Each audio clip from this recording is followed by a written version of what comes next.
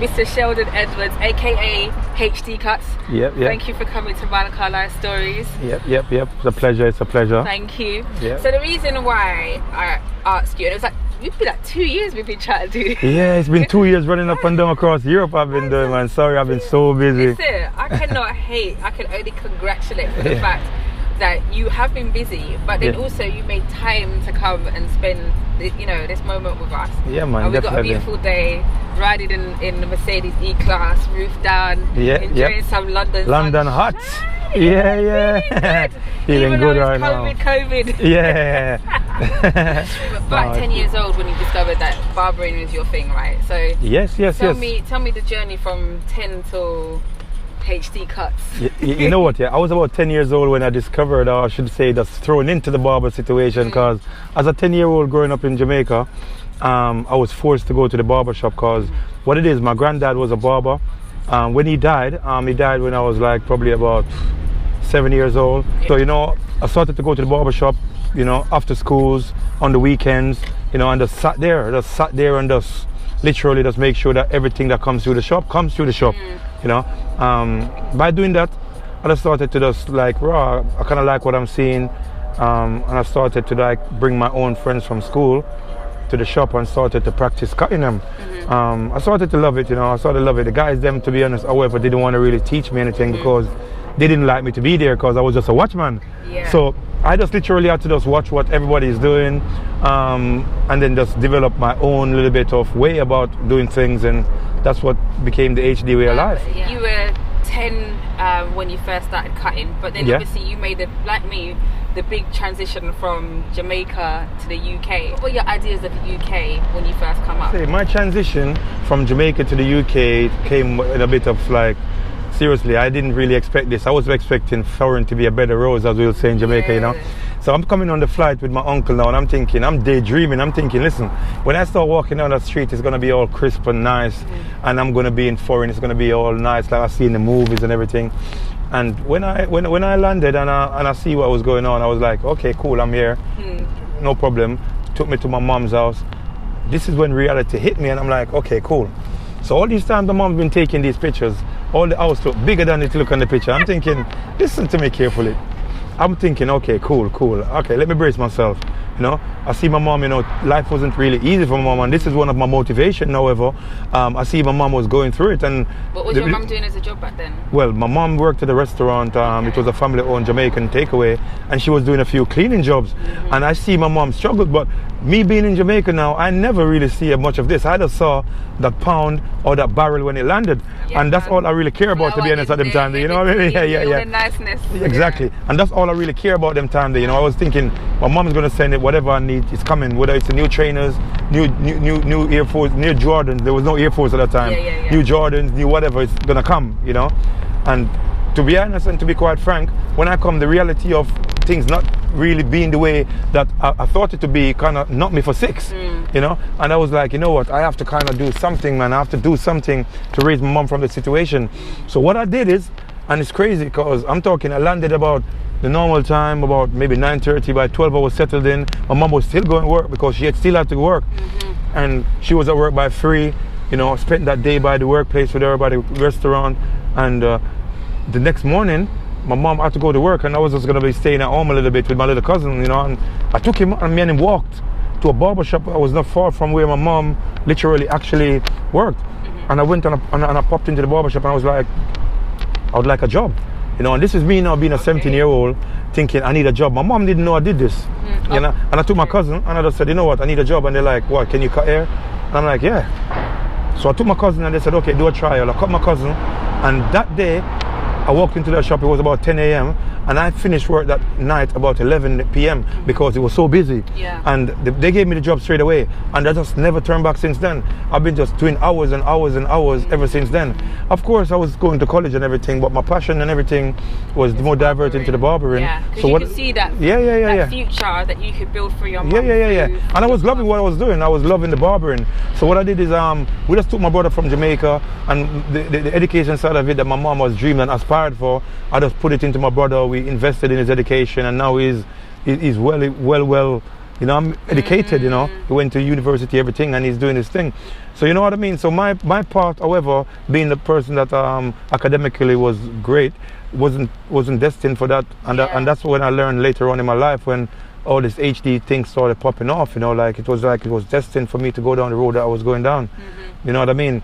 And that's it, you know, hard work and everything. I see my mom put the work in. I think I'm so happy, however, that I developed that work ethic for my mom, and this is what I used to carry me through every day. I mean, you could think about it. I mean, my mum was the same. My mum was, when we came up from Jamaica, I was a bit smaller than you. Yeah. But my mum was grinding. Yeah. It's multiple jobs. Fully grinding. Like this thing about immigrants being lazy and on benefits. That stuff doesn't register to us. 3-4 cleaning jobs my mum was in. You don't see she was grinding. Your mum is constantly working to put food on the table, because the pride of women from the Caribbean is immense. You don't bring your child up and go through the immigration process for your children to sit on benefits. You want to offer them the best opportunities. And that comes through hard work. And that's what she was kind of planting in us from Jamaica time. So even though she was here grinding, she was giving us the best that can be while we were still in Jamaica. And that kind of fooled me, however, because I'm thinking, you know what? My mom's good in the UK, you get me? Like, she's got it like that, and I'm going to come and I'm going to be well off. You know what I mean? You're working harder than you're working in yard. Yeah, that's exactly it. There is absolutely the grind between Jamaica and, I mean, don't get me wrong, people in Jamaica are working hard. Yeah, of course. But it's the illusion that everything's rosy over here and money's easy to come for. The amount of... Like you're picking it off the people back home in the Caribbean, they actually think that you pick money off the trees, like the branches is growing on the branches, but they don't know that all that grind. That tree yet? Yeah, no, I'm still looking. Listen, I'm still looking for that tree. You know, let me know. Yeah, that's what I'm saying. I'm looking for that money tree. To be honest, I still ain't find it, man. So I just have to be working hard every day just to provide. You know what I mean? Yeah, true. I understand the story fully. So. Now you're a family man. You've got twin girls. Correct. Yes. How do you? Shania and Shadai. We got to the girls. Yeah. So I mean, these are two with the Black Lives Matter and all the stories regarding racial profiling. They're of the age now where they're walking on the street and people are going to form opinions about them just because of their skin color. It's cool. How have you? Because of your story, how have you prepared them for the world that is currently, kind of in flow? You know what? How do I prepare my girls for the world at the moment, as it is in 2020? The Black Lives Matter and everything. I kind of just give them a bit of what my grandparents back home in Jamaica gave me. You see, that kind of Jamaican and that Caribbean heritage and culture that was planted in me. I don't see much of that happening to the kids in the UK, for instance. And that little nurturing that I got from my grandparents is what helped me to evolve into the person I am today. And that's what I've put and instilled into the girls. And it's all about love, respect, and honesty. And respecting each other, no matter what the skin color, the skin type, or anything. No matter what the gender, the age, you know what I mean, the sexuality. Everybody is literally respectful and equal. That's why that's why I teach my girls, however. And just try to give them the old school teaching that's not present at the present day. You know what I mean? So I kind of just make them know that, you know what, at the end of the day, I give them stories and draw references to me back home happening to the kids in the UK, for instance. And that little nurturing that I got from my grandparents is what helped me to evolve into the person I am today. And that's what I've put and instilled into the girls. And it's all about love, respect, and honesty. And respecting each other, no matter what the skin color, the skin type, or anything. No matter what the gender, the age, you know what I mean, the sexuality. Everybody is literally respectful and equal. That's why that's why I teach my girls, however. And just try to give them the old school teaching that's not present at the present day. You know what I mean? So I kind of just make them know that, you know what, at the end of the day, I give them stories and draw references to me back home and the life I used to live, and how lucky they are at the moment for the life they are living, however. And they take it in well, because they themselves would draw reference to, like, things are not easy, we have to do this, we have to take care of this. Even when I'm being a bit wasteful, they'll be like, Dad, you need to do this or do that. So actually what I'm teaching them is actually knocking in. It's good.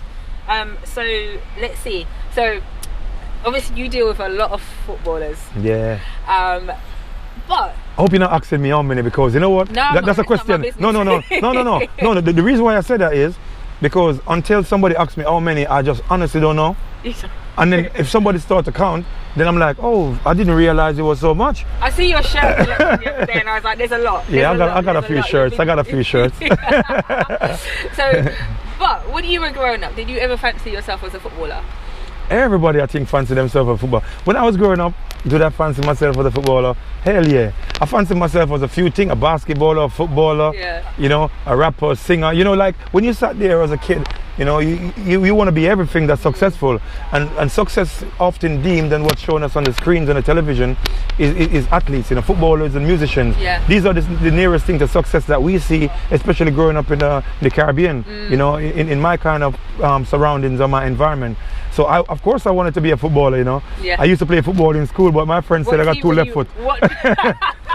My friends said I got two left foot, so I don't know. I don't think I would have been. I don't think I would have been. I would have been a Messi or Ronaldo. Definitely not. At least you know where you belong. Yeah. I get in where I fit in. Do you have a quote that motivates you, like something, a mantra or something that you look at on a day-to-day basis and you think, you know what, this helps me to keep focused? There's one from my granddad and there's one that I just literally repeat in my mind every day. The first one from my granddad was, say, was my real hero. My granddad was my first hero. He's the person that I looked up to. And one thing that my granddad always says is love and respect and maximum respect.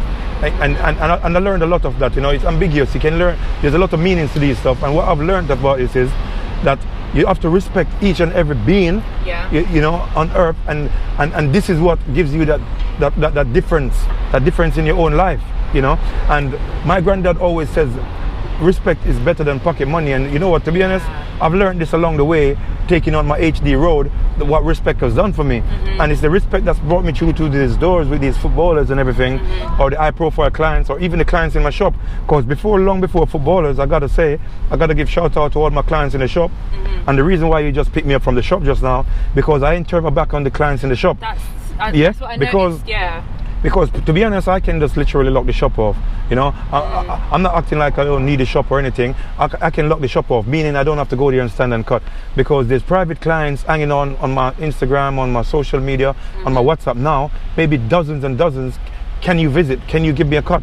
But I chose to still give a lot of my time to the clients in the shop, who I give a lot of respect and to, because they're the one that was sticking by me throughout all the tough times when I was just nobody. You know what I mean? You had the tough time came because a little bit of backbone, right? So you've been in that shop for 10 years. Yes, correct. Plus, and then you found yourself too popular to be in the store, right?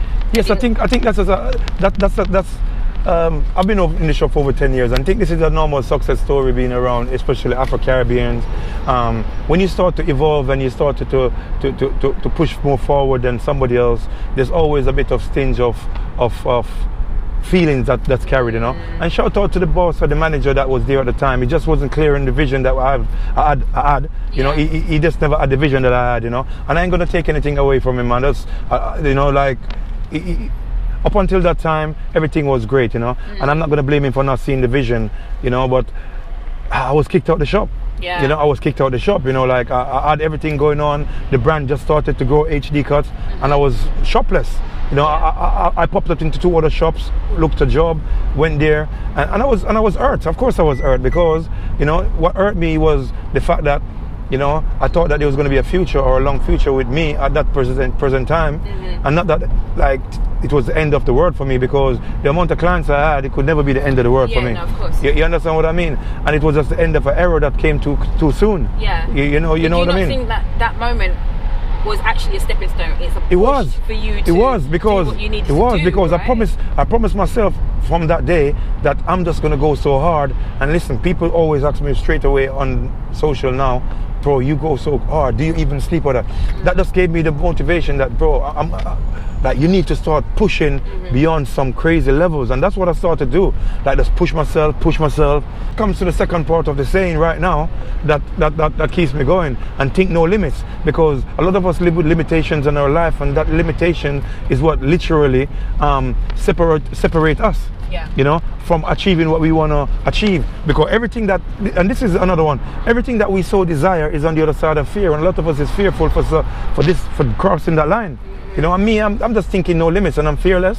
I'm fearless in what I'm doing and what I want to achieve, and I just keep on pushing, no matter what. If the door is rejecting me or shoving me back, I'm going to push and push until I knock it all the way through. That's a good mentality. Yeah. So where do you get that from? It's my mom, you know. To be honest, my mom has always been resilient.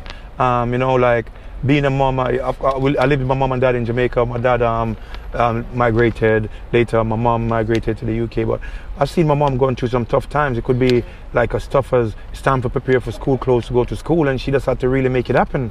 You know, and it wasn't going to happen. Money and she, money have to find. You get me? And she just make it happen. And the way that I saw her, and me and us always connected from when I was young, she would just take me to the corner and show me the reality of the situation and tell me about the reality, and you know, and then tell me what she's planning to do and how it's possible to achieve it. And she just makes it happen, even if it's up until the last second or the last hour.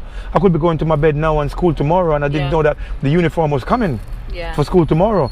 And that kind of resilience that she has and that fight is just what instilled in me, and I'm so happy that I got it, to be honest, and that's what making me or the brand what it is today. How does she feel when your success started to come in? My mom just looked at me and said, boy, I'm proud, boy, I'm proud. You know, my mom's just like, son, I'm proud of you, man. Like, even yesterday I just popped by her and she's just looking at me and she's like, yo, I'm just proud of the man that you become, you know, and the person that I know that you could become, you know, from the day that you were a child. I see this all in you, you know. So to be honest, it's good to make your mom or your family proud, you know what I mean? But it's also good to also make a country or a generation or people around you proud.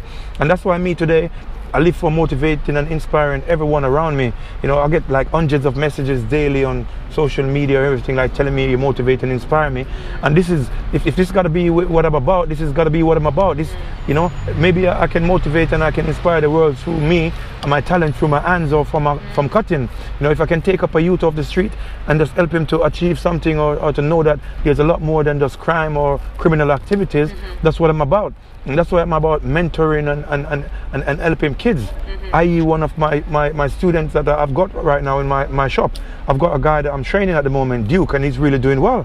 You know, he's evolving well. I'm taking him to meet the players. I'm taking him all everywhere with me, you know. Taking him even to Manchester tomorrow on the road, just to show him that there's a life. And around him, where he is at the moment, where he lives in his estate or everything, is a lot of gang culture, and a lot of his friends are getting locked up in jail, and I'm helping another youth off the street to take him away from the situation. Now his friends have seen what he's doing, and they too want to be a part of something different. So if I can motivate and inspire people going through like this, then I've got to say that I lift my hands up, man, and I'm doing my purpose.